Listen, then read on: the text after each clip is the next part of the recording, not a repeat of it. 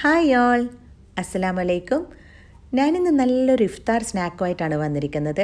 നല്ല എരിവും പുളിയും ഒക്കെ ഉള്ള തനി നാടൻ സ്റ്റൈലിലൊരു ബീഫ് ടാക്കോസ്.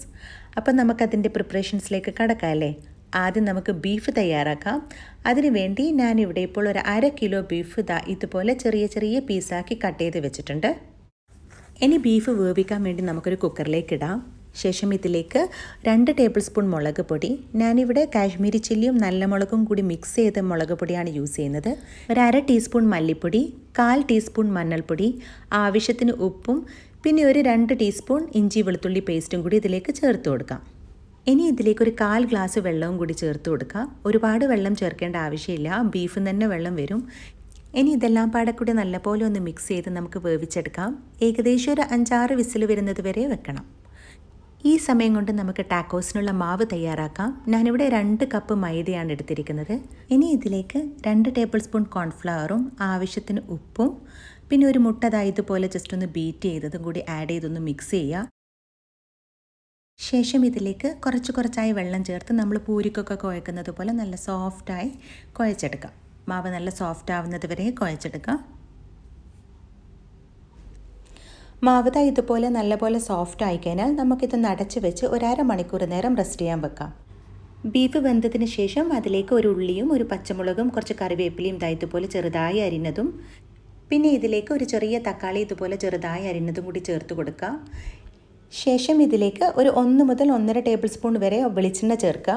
വെളിച്ചെണ്ണ തന്നെ ചേർക്കാൻ ശ്രമിക്കുക. വെളിച്ചെണ്ണ ഇല്ലെങ്കിൽ മാത്രം ഓയിൽ ആഡ് ചെയ്യുക. എന്നിട്ട് എല്ലാം കൂടെ നല്ലപോലെ മിക്സ് ചെയ്ത് വരട്ടിയെടുക്കണം. നല്ല ബീഫൊക്കെ ഡ്രൈ ആവുന്നത് വരെ വരട്ടിയെടുക്കുക. എണ്ണയൊക്കെ തെളിഞ്ഞ് വരണ്ട് വരുന്നത് വരെ വരട്ടിയെടുക്കണം.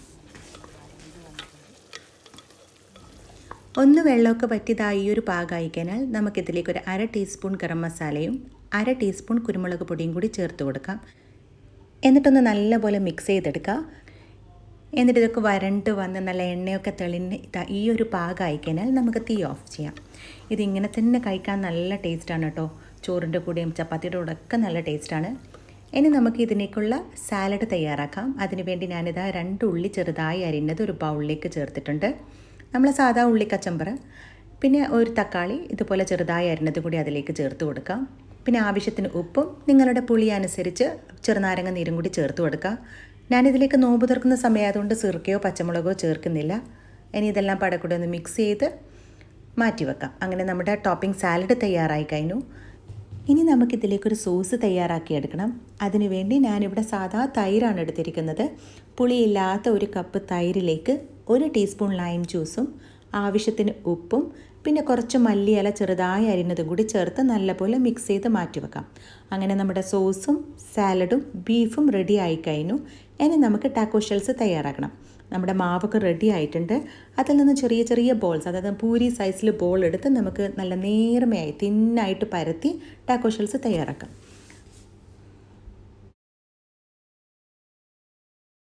നല്ല തിന്നായി പരത്തിയതിന് ശേഷം ഒരു ഫോർക്ക് കൊണ്ട് ഇതുപോലെ ഫുള്ളും കുത്തി കൊടുക്കുക.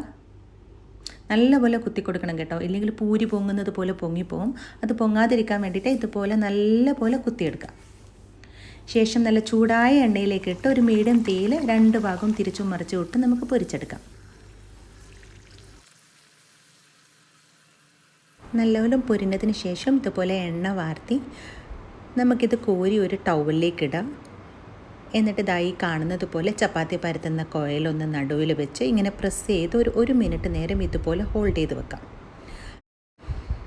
ഇപ്പോൾ ഇത് കണ്ടോ, നല്ല ക്രിസ്പി ആയിട്ടുള്ള ടാക്കോ ഷെൽസ് റെഡിയായി കഴിഞ്ഞു. എണ്ണയിൽ നിന്ന് കോരി ഉടനെ തന്നെ നല്ല ചൂടോടെ തന്നെ ഇങ്ങനെ ഹോൾഡ് ചെയ്യണം കേട്ടോ, ഇല്ലെങ്കിൽ നമുക്ക് ആ ഷേപ്പ് ഫോം ആവില്ല, ക്രിസ്പി ആയി പോവും.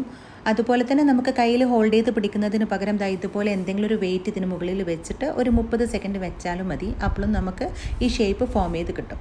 ഇതുപോലെ എല്ലാ ടാക്കോ ഷെൽസും റെഡിയാക്കി വെക്കുക.